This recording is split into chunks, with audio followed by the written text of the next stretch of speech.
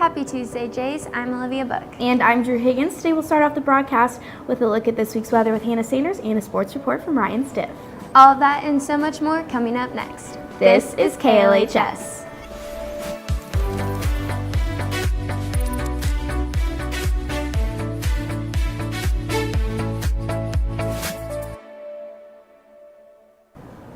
Now let's head over for another edition of Tabloid Tuesday with Josie Wilkerson. Welcome to Tabloid Tuesday, Jays. With the Golden Globes being last Sunday and a new season of The Bachelor just starting up, there's plenty going on in the entertainment world. Starting with the Golden Globes, Emma Stone and Ryan Gosling each took home Best Actress or Actor in a Musical or Comedy Motion Picture for their performance in La La Land. This movie also won Best Motion Picture for a Musical or Comedy, so big congratulations goes out to them. Also, Meryl Streep accepted the Cecil B.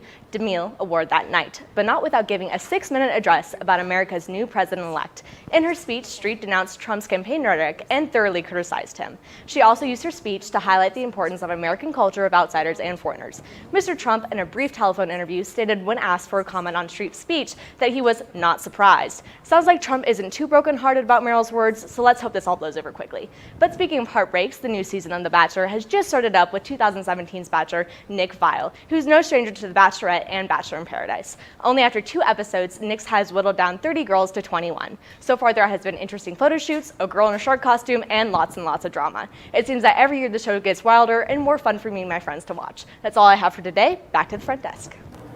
Thanks so much, Josie. On February 1st, the Wednesday evening of courtwarming week, the freshman, sophomore, junior, and senior classes will be competing in a volleyball tournament to raise money for our LHS Special Olympic athletes. There is no experience or talent required. The cost to play is $15, but this includes a donation as well as a team t-shirt.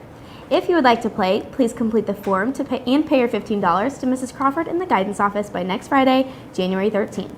If you choose not to play, you can still watch the competition in the new field house. The tickets will be for $5 and proceeds will all go to Special Olympics. Now let's head over to reporter Danny Johnson, who's with Miss Ramsey, talking more about this. I'm Danny Johnson, and I'm here with Miss Ramsey to tell us more about Spike It Up. So what exactly is Spike It Up? So Spike It Up is a class competition. It's a volleyball tournament that is kind of one of our court-warming traditions. It happens during the week of court-warming. And so the freshman, sophomore, junior, and senior classes, anybody can sign up to participate and play on one of your class teams. And so we do it on Wednesday night during court-warming week. And what have you been doing to prepare for Spike It Up? We just sent out the sign-up forms at the end of last week, so check your email for that so that if you want to join your team. Typically, the junior and senior teams are completely full, bursting at the seams. We tend to struggle getting the freshmen and the sophomores just because it's new and they don't really know about it. So if you're a freshman or a sophomore, you should definitely sign up because it's a lot of fun. So mainly it's just getting people to sign up for the team. So it costs $15 to join your team. That's your donation for the event, and that also gets you a t-shirt. And where exactly does this money that you raise go?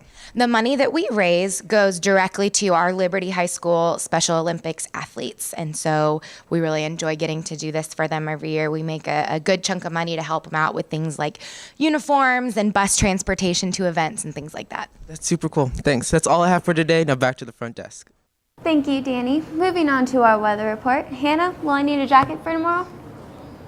Well, Olivia, I would definitely keep one just in case. Today we'll have a high of 47 and a low of 33 with partly cloudy skies and 15 to 25 mile-per-hour winds, which should make for more frigid temperatures than originally forecasted. Wednesday will again be partly cloudy with a high of 56 and a low of 22, and I definitely think that higher temperature of 56 degrees will be a welcome change from our more wintry temperatures.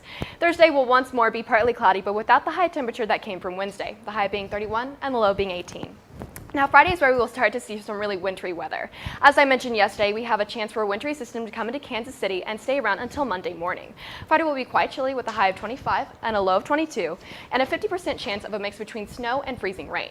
Saturday will have just slightly higher temperatures with a high of 30 and a low of 25, with an 80% chance of freezing rain that will turn into ice instead of that mix of snow and rain. We will continue to have a high chance of rain and ice with a little bit of snow until Monday afternoon, where we start to see the system clear up. That's all I have for your weather today, and we'll keep track of this system for you for this weekend. Olivia and Drew, back to you. Thanks, Hannah. I know I'm super looking forward to all this snow and wintry mix that's going to happen this weekend, but let's throw it over to Ryan Stiff, who's at the sports desk talking about our Blue Jay athletics. Ryan? What's up, Jays? Last night was a national championship game between the Clemson Tigers and Alabama Crimson Tide. It was an epic battle that went down to the last minute with a score of 35-31. Clemson dethroned the Tide with their starting quarterback Deshaun Watson completing 36 of 56 passes and throwing for 420 yards and 3 touchdowns. The rematch ended with Clemson getting the dub, but in a more thrilling fashion. Now let's take it over to Jackson Ogden interviewing Jacob Brown about Alabama's loss. I'm here with Alabama Crimson Tide fan Jacob Brown. Jacob, they had a pretty big game last night, but before we get into that, what made you become an Alabama fan? Well, my family lives there right now, and like my cousins, my aunts, and my uncles and all that live there, so that's why I became a big fan of them. And my cousin goes to college there, so. They had a pretty big game last night in the national championship, but they weren't able to come out with it. But what do you think of the game overall? It was a good game. It came down to the wire, but we took the L, and it is what it is. But we'll have it next year, so it doesn't matter. Overall, what do you think about Alabama's season? We did really good. We went all the way, and we didn't quite make it to the end, but we got it next year. So. Thank you. Back to the front desk. Thanks, Jackson. Now, if everyone could please stand for the pledge. I pledge allegiance to the flag of the United States of America and to the republic for which it stands, one nation, under God, indivisible, with liberty and justice for all. That's all we have for today. For Hannah Sanders, Ryan Stiff, Olivia Book, Josie Wilkerson, and all of our amazing production crew, I'm Drew Higgins. Have a great day, Jays.